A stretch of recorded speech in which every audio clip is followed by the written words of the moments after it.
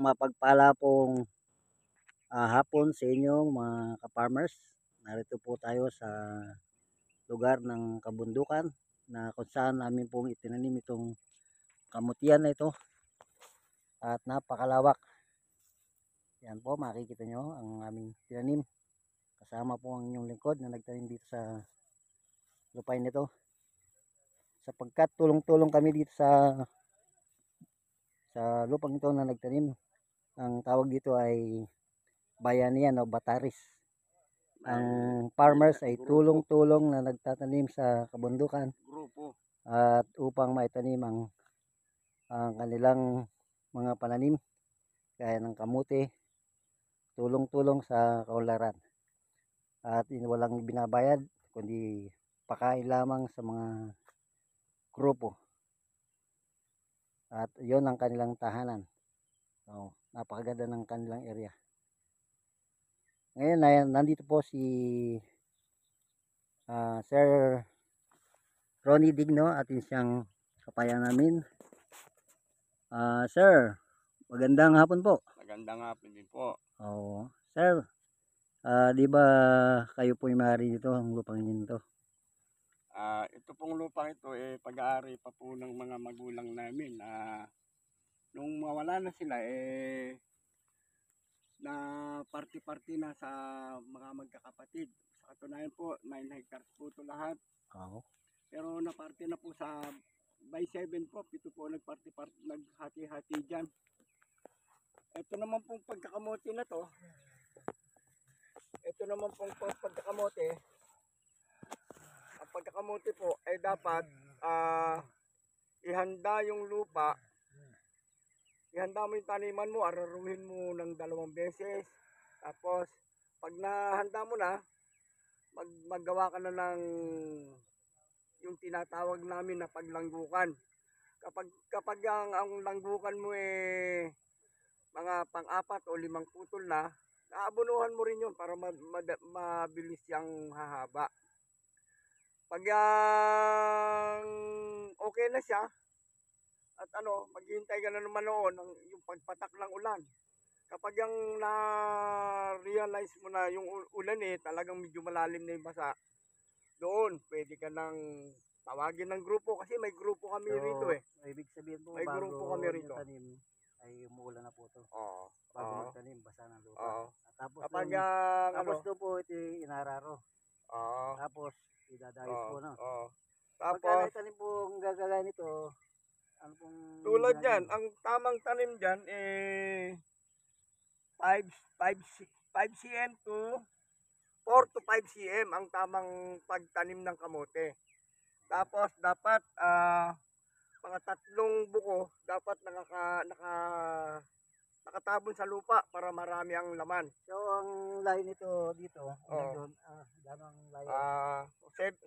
Mga 80 cm naman ang pagitan. 80 cm 80 cm. Pero pag yung dito, ang tanim niya dito, 5 cm. 5 cm, yun ang tama niyan. Pero hindi rin nami-maintain yun. Pero kung talagang gusto mong pulido, dapat 5 cm lang yan. Tapos pag naitanim mo na yan, sa pag-abono naman tayo. Sa abono po. Paano niya ang pag-abono, maghihintay ka ng 3 weeks. Siyempre, buhay na yung mga dahil naulan na siya, basa lupa. Medyo pag humaba na ng mga 2 dangkal, pwede na sigurong mag-abono ka noon, 3 weeks na yun Sa una pong pabubod lang muna yung sa una pong banat, paano po? Pabubod halimbawa, ito abono. Ito abono. Ganyan lang po yung niyan para parehas ang niyan. Tapos pag yung tinatawag namin na pag-aalaga naman, meron na naman mag-aararo yan, patatabunan naman ngayon yung yung puno. Yun ang tinatawag namin pasampay o pasablay. Pasablay.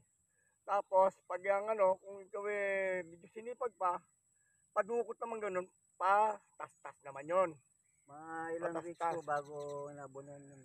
Yung 3 weeks. Kasabay na yung pag-aalaga nun. Sa una po yun. Kasabay ng pag-aalaga. Wala na pong pangalawang abono? Meron pa, meron. Mga ilang weeks po yun? Maghintay ka uli ng mga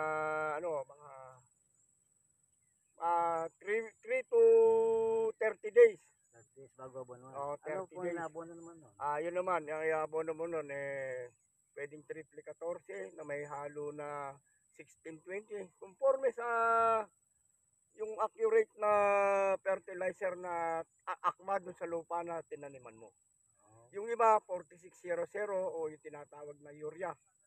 balita ko dito Oh. sa iyo, mayroong daw kalabaw na kuan, pinalitan. Sa pagkakambote. Oo.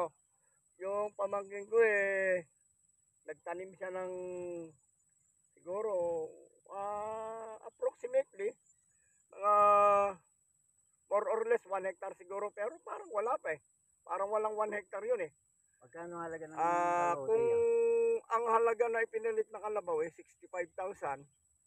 Pero yung nagpalit naman, siyempre alam niya na maganda magkamote, kaya siyempre hindi ka naman magpapalit kung hindi mo alam nakikita ka Siguro, inaano niya naman kikita siya ng mga 100,000 siguro ang anihin niya.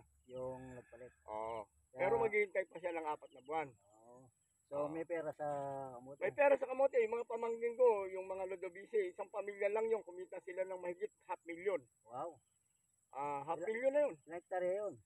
Medyo maluwang yung lupa nila Kasi 5 silang magkakapatid na sama-sama May pera pala sa kamote. Oo. Oo. Mas maganda ang magkamote kung may tatama mo magkamote. Parang mas maganda kaysa magpapalay. Dito Kasi sa kamote ba, Tiyo, meron siyang seasonal o walang seasonal? Basta basta basa yung lupa. basa-basa ng lupa. Oo. Oo. Walang sa kabundukan kasi sahod lang lang kayo. Oo, kaya minsan lang magtanim. Pero kung halimbawa sa may bukid ka, pwede ka magtanim doon sa yung tinatawag na summer. May patubig kang makukuha, may source of water ka. May patubig ka, pwede ka magtanim.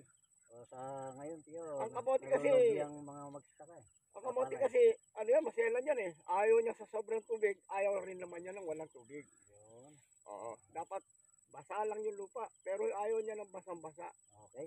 Ayun po nalaman natin ang dapat natin malaman. Hindi lamang po yun ang mga tanim namin. Mayroon po rin okra, igalami dyan. Ito, yung mga okra, yan naman ang pang-ulam. Tapos yung masusobra sa ulam, may pambenta-benta. Dapat kailangan lang kasi. Sabi nga yun, dapat. Pero balik tayo sa kamuti ito yun. Sa kamuti lang ang topic natin. Itong kamuti, di ba, sabi nyo, mga 3 weeks ay nabono. Ilang weeks bago mahal ito? 3 to 4 months ang ano niyan talaga. Pero kung halimbawa, kasi yung 3 months, may ano na yan, medyo hindi pa ganong malaki. Kung gusto mo nang anihin, pwede na. Pero kung halimbawa, maganda ang presyo. Yung iba, nag-aani na lang ganon. Kasi maganda presyo wala pang kamote. Bukod doon po sa abono, ano pong nilalagay niyo mga dapat may insecticide ka rin. Ano pong klaseng insecticide? Insecticide namin, ginagamit namin yung karate, pwede yan. Karate o Rodan. Marami mga klase, basta insecticide na yung mga ginagamit din sa palay. Wala na po bang pulyar to? Hindi na kailangan ng pulyar kasi mataba ang lupa. Mataba ang lupa. Ano kung nilalagyan yung iba, nilalagyan ng pulyar? Saka hindi rin dapat na masyadong mataba ang kamote, hindi maglalaman yung tinatawag na tabal tatabal.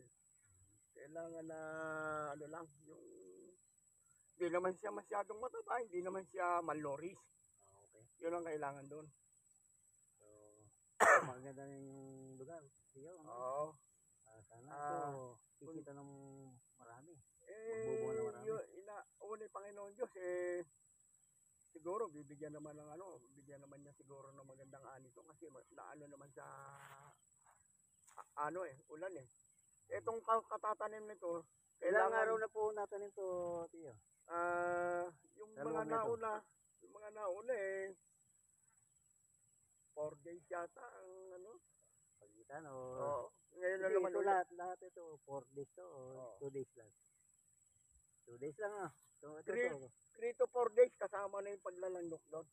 3 to 4 days na. At meron pa natin ang kaprasong wala pa tanim Okay. Salamat Tiyo sa iyong paunlak na ma-interview kayo. Salamat din po kakamote. Kamote. Oh. Happy farming!